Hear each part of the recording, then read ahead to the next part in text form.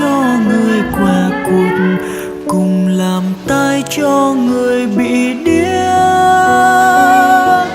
Xin dùng con theo ý của Ngài, làm đôi mắt cho người bị mù, làm tiếng kêu cho người bị oan.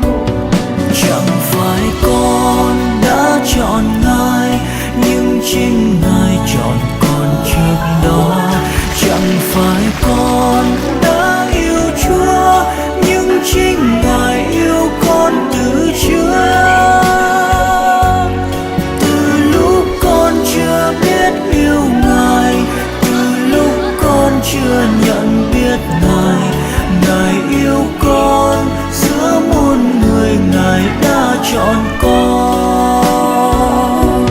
Xin gửi con đi tới mọi miền để đem cơm cho người nghèo hèn và tặng nước cho người còn khát. Xin gửi con vào khắp muôn nhà, tặng thuốc thang cho người bệnh tật, tặng chiếu chăn cho người lạnh co. Chẳng phải con đã chọn Ngài, nhưng chính Ngài chọn con trước đó. Chẳng phải con đã yêu Chúa, nhưng chính Ngài yêu con từ trước. Từ lúc con chưa biết yêu Ngài, từ lúc con chưa nhận biết Ngài, Ngài yêu con giữa muôn người, Ngài đã chọn con.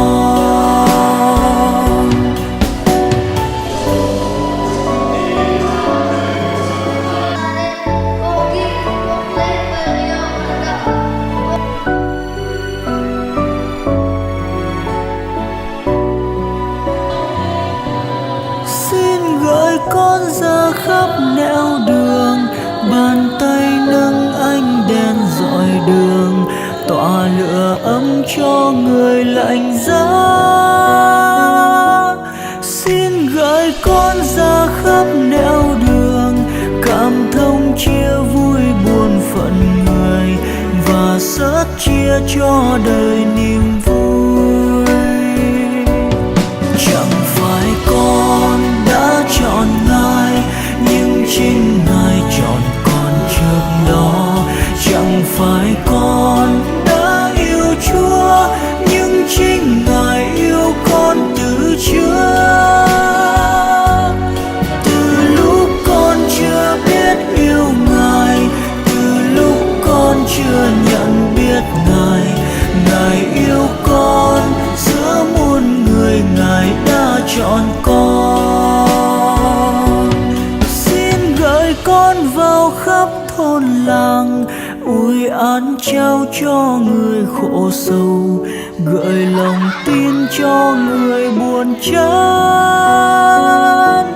Xin gửi con vào khắp buôn làng, niềm vui trao những người buồn phiền, người lắng lo xin gợi bình an. Chẳng phải con đã chọn Ngài, nhưng chính